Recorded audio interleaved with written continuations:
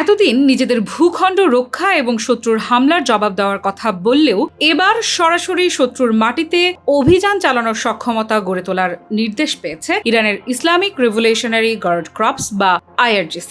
অর্থাৎ যুক্তরাষ্ট্র যতই দূরে অবস্থান করুক, এবার ইরানের ক্ষেপণাস্ত্র ঠিক পৌঁছে যাবে শত্রুর ঘরের ভেতরে।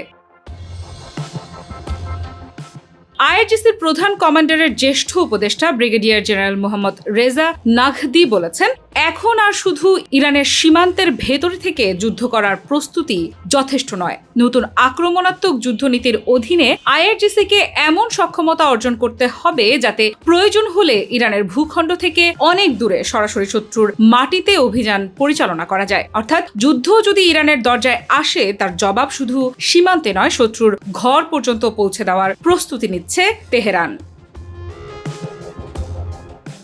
আর এখানেই সবচেয়ে বড় বার্তাটি লুকিয়ে আছে। নাগদির বক্তব্য অনুযায়ী IRGCকে এখন শুধু অস্ত্র হাতে রাখার নির্দেশ দেওয়া হয়নি, তাদের এমন অপারেশনাল সক্ষমতা গড়ে তুলতে বলা হয়েছে যাতে দেশের সীমানা থেকে বহু দূরেও অভিযান চালানো সম্ভব হয়। তিনি স্পষ্ট করে বলেছেন, শত্রুর ভূখণ্ডে গিয়ে অভিযান পরিচালনা করাই নতুন আক্রমণাত্মক মতবাদের অন্যতম বৈশিষ্ট্য।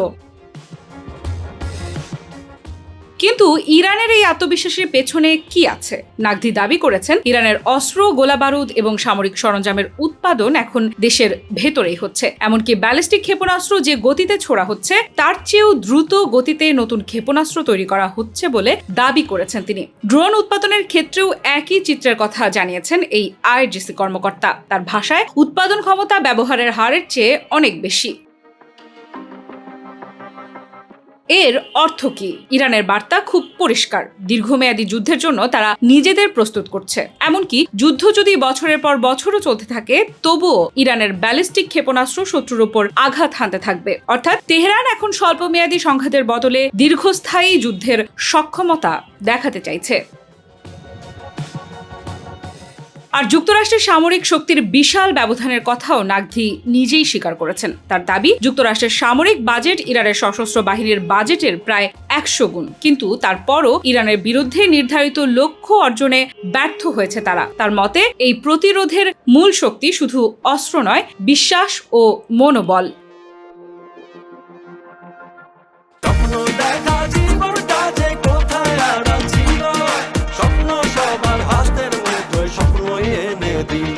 তবে ইরানের এই বক্তব্যকে শুধু একটি সামরিক ঘোষণা হিসেবে দেখলে ভুল হতে পারে, কারণ এর আগে 2026 সালেই ইরানের সামরিক নেতৃত্ব প্রতিরক্ষামূলক অবস্থান থেকে আরও আক্রমণাত্মক সামরিক মতবাদের দিকে যাওয়ার কথা প্রকাশ্যে জানিয়েছিল।